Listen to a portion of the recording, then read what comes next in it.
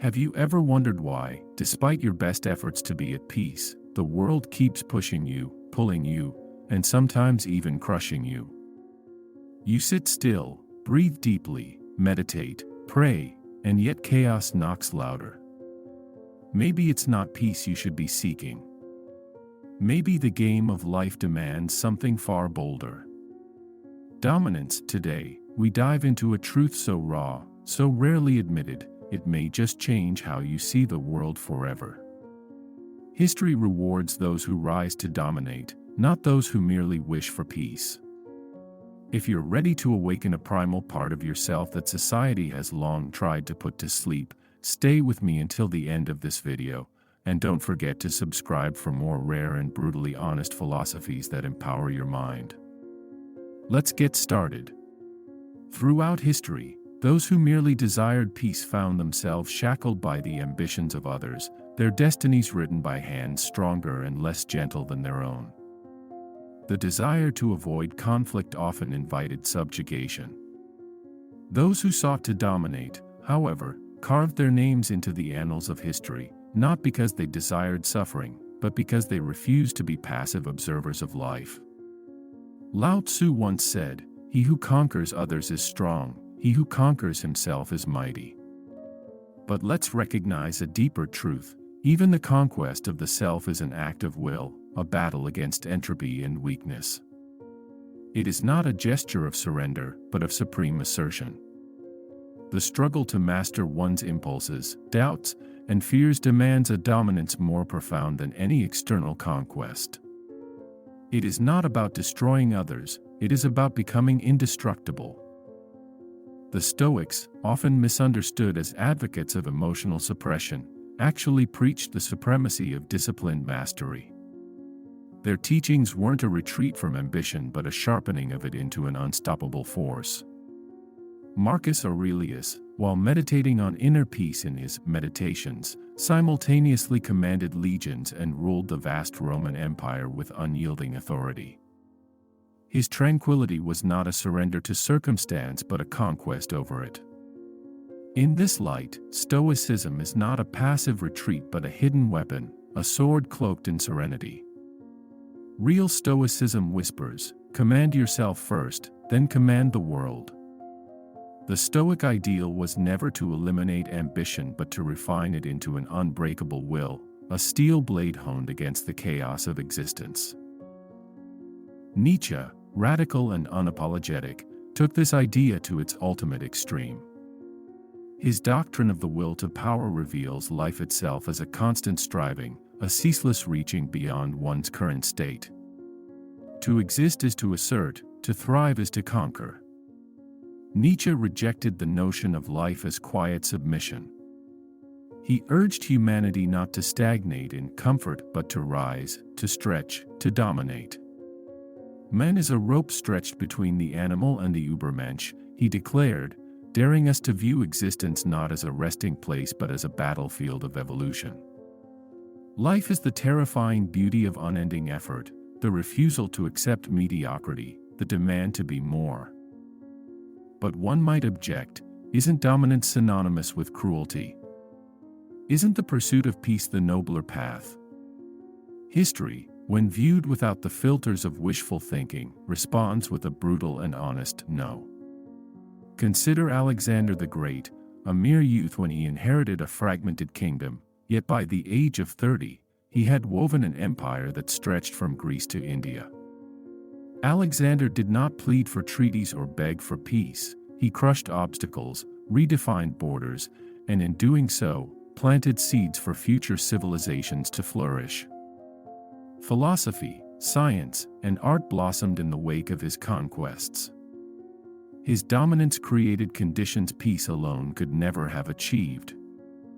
It was not cruelty, it was an audacious act of creation. Dominance must not be confused with destruction. It is not the mindless smashing of what is, but the deliberate shaping of what could be. It is the architect's vision imposing order on the formless rock. It is the poet bending unruly words into transcendent beauty. It is the leader transforming chaos into stability, forging a path through the wilderness of uncertainty. Dominance is not about obliterating, it is about commanding raw material, whether physical, intellectual, or emotional, and summoning from it a reality aligned with one's will. The obscure but powerful philosophy laid out in Ragnar Redbeard's Might is Right pierces through the niceties of societal norms and exposes a harsh but often unspoken truth: moral standards are born from power, not the other way around. The good and evil we are taught to obey are, more often than not, the byproducts of victors etching their preferences into law. While many recoil at the bluntness of this view, it highlights an uncomfortable reality: strength shapes values. Dominant cultures and groups don't merely win, they redefine right and wrong in their image. Let's step beyond the surface, into the metaphysical. Taoism, often mischaracterized as pure passivity, offers a profound lesson on true dominance. Observe the river, it appears gentle, almost submissive, as it flows through the valleys. Yet over centuries, it carves canyons, shapes continents, and moves mountains. Its strength lies not in violent bursts but in persistent, inexorable motion. Real dominance doesn't always roar like a lion. Sometimes, it is the patient, relentless force that quietly, inevitably shapes reality. Influence, charisma, mastery, these are silent forms of dominance that often achieve more lasting change than brute force ever could. Consider the life of Miyamoto Musashi, the peerless samurai, undefeated in over 60 duels. Musashi understood that true victory began before blades ever clashed. His strategy was not merely to win but to dominate his opponent's mind, to break their spirit with sheer presence and calm ferocity. Musashi taught that the highest mastery in martial arts was to render combat unnecessary, not by pacifism, but by such overwhelming dominance that no conflict dared arise. His dominance was total, of self, of strategy, and of the space between intention and action. To seek peace directly is to chase a mirage shimmering on a desert horizon. The harder you run toward it, the further it retreats. Peace cannot be hunted, captured, or begged into existence. It is not a primary goal but a byproduct. True peace emerges as a natural consequence when strength conquers chaos. When you dominate your own turbulent mind, peace becomes your baseline. When you overcome your deepest fears, courage takes root. When you command your environment through strategy and resilience, stability blossoms. Real peace is the stillness at the eye of a storm you have mastered.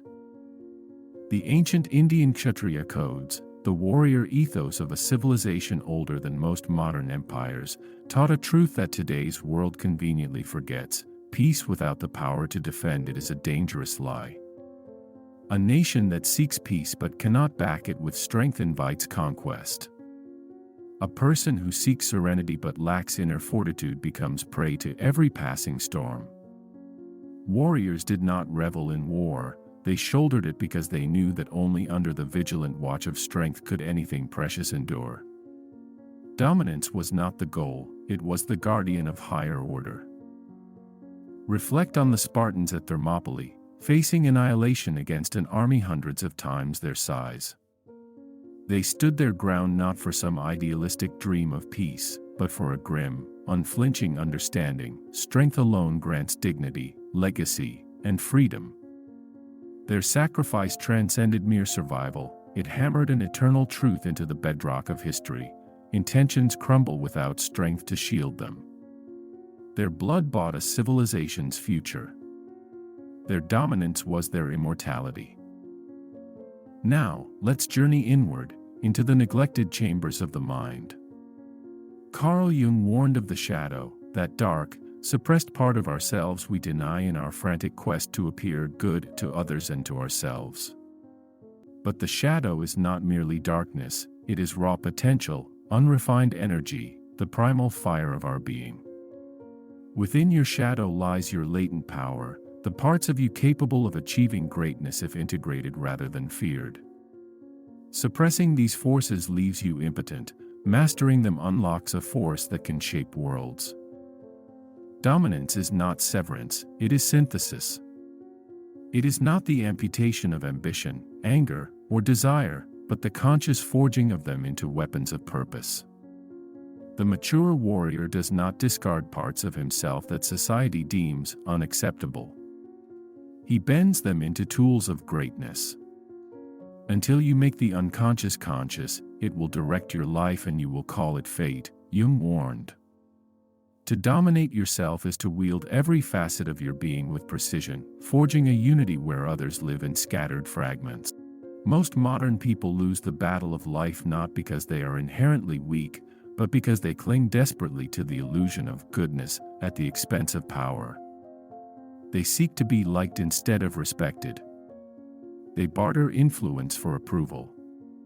True dominance requires neither cruelty nor malice, it demands only clarity and courage. Clarity to see the world and oneself without illusions, and courage to act according to that vision even when it means standing alone. Study the titans of the Renaissance: Da Vinci, Michelangelo, Machiavelli. They were not mere artisans seeking approval, they were warriors of the mind and spirit. They seized their crafts by the throat, bent reality to their visions, and immortalized their names. Had they settled for peace, their ideas would have vanished into the dusty, forgotten corners of history. Their dominance, expressed through mastery and innovation, shaped the world we live in today. Even spiritual leaders, often cloaked in myths of gentleness, understood this law. Jesus, Buddha, Muhammad, none of them sought to fit in. They arrived like storms, overturning societies, challenging empires, reshaping the moral and spiritual landscapes of entire civilizations. Their peace was not born from compliance but from an unshakable dominance over fear, temptation, and the inertia of the world around them. So now, ask yourself, will you spend your life chasing the brittle illusion of peace, forever vulnerable to the storms you refuse to face? Or will you rise, confront the battle within and without, and claim the only real peace, the peace forged by dominance over self, craft, and destiny? The choice is and always has been yours. Peace is not stumbled upon, it is created, hammered, and forged in the crucible of hardship and will. Forge yourself through discipline, clarity, strategy, and power. If you are ready to stop seeking and start building, subscribe now. This is the Beyond the Surface channel. Together, we won't just find peace, we will forge an unbreakable empire within you, a fortress no chaos can breach. Thank you for watching.